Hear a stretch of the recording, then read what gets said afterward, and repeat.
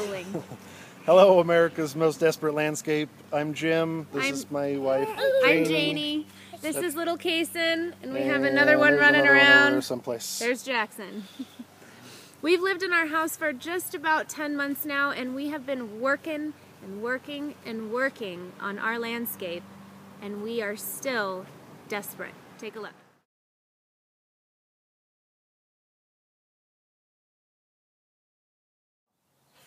Well, we really like Jim and Janie, but you know their grass is really bad. I mean, like call the EPA. It's that bad. And the old shrubs, they need to go. The big fishers, uglies. Yeah, definitely needs an update. So many other homes in the neighborhood have redone their yards and they look current and nice. Jane and Jimmy's needs to be done. Big time. Big time. Hey, my name is Shelley, and I live in the same neighborhood with Janie and Jim, and they've just moved in. And so you like to give people a chance, get settled in, but they seem like they're spinning their wheels in their yard. They just keep going out there. They work really hard, and nothing happens. It looks the same. I've lived here, a long time.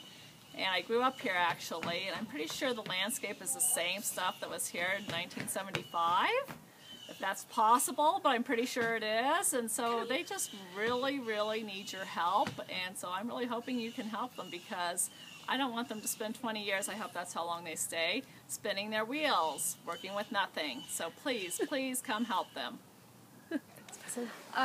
My name's Karen, and I live next door to Janie and Jim. When they moved in, I was very excited, thinking that particularly because they're young people, they'd have the energy to work on the yard. And I have been watching, of course. I live right next door, so I see that they do work on it, but they don't have the means to tear out the very white. You can be mean. It's okay. Very bad bushes that are around the house, and they care about what it looks like, even though they don't have the means to make it look to fit the rest of the neighborhood. Mm-hmm. Janie was even out there when she was 9 months pregnant, doing all weeding and doing all this other yard work, and So I really do know that they care about the yard. They just don't know how to manage it under the circumstances. Perfect. Okay, Thank you, Karen. Go ahead. Hi, it's Janie again. So I'm giving you some close-up issues with our house. This monstrosity, I suppose you could call it a bush. It really isn't. If you get a good look, it is nothing but thorns. To the point where I cannot or won't let my children play out here, because even this morning you can see thorns get stuck in even our shoes. I've had a thorn go straight through Jim's shoe. So imagine a little toddler shoe, that would be very painful. We're going to get some close-ups of this. I absolutely loathe this thing. It's dead. Look. It's just dead. And we've cut it back and cut it back and cut it back, and it's just hideous. And it's been like this since we moved in. We're rolling. Okay, so the bush, and again, of why I don't let my kids play out here. Take a look. We've been walking about 5 steps and come across, I'd say, about 6 of these nasty, icky things, and they really do. I just cursed and stepped on one about 5 seconds after we stopped rolling the last time. It's a hazardous zone out here. I should get hazard pay.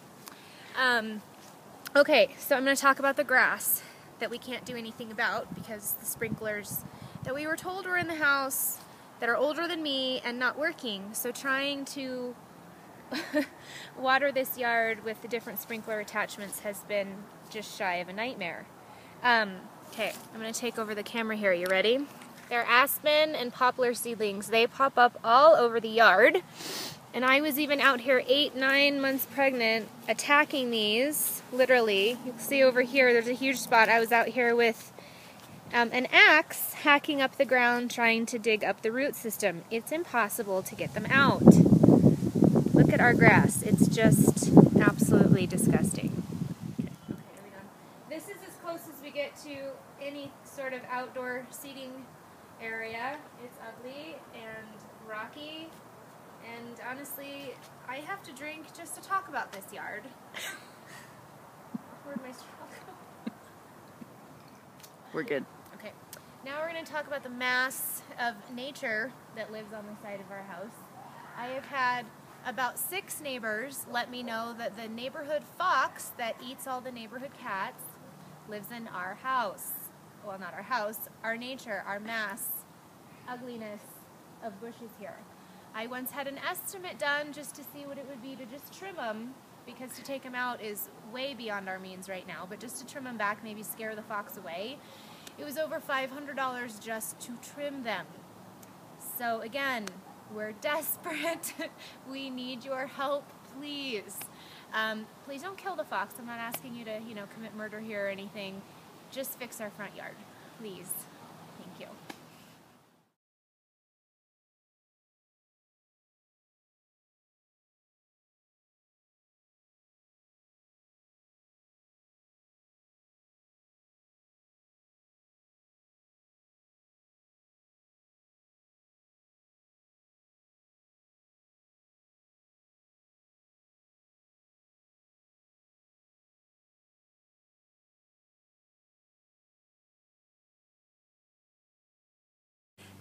Jason and your team, come on out and take a look. We are desperate for your help.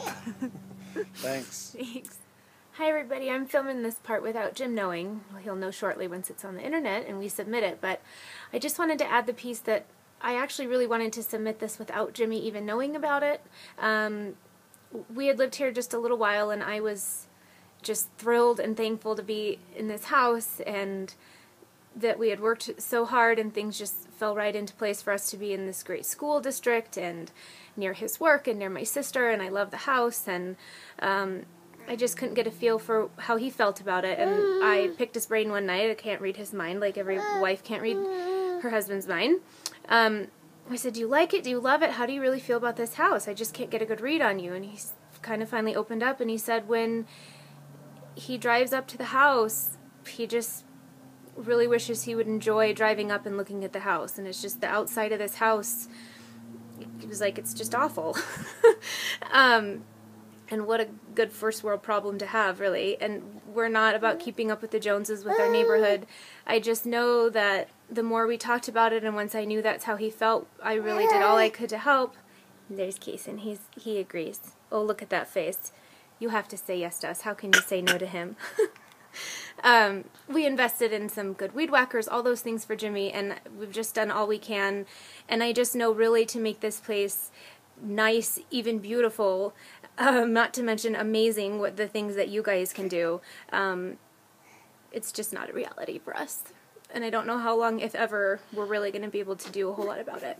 So it would just be a huge blessing, and you really should pick us, and I hope you do. Okay, thanks. He says thanks too. Say bye, Kason. Come make our house beautiful.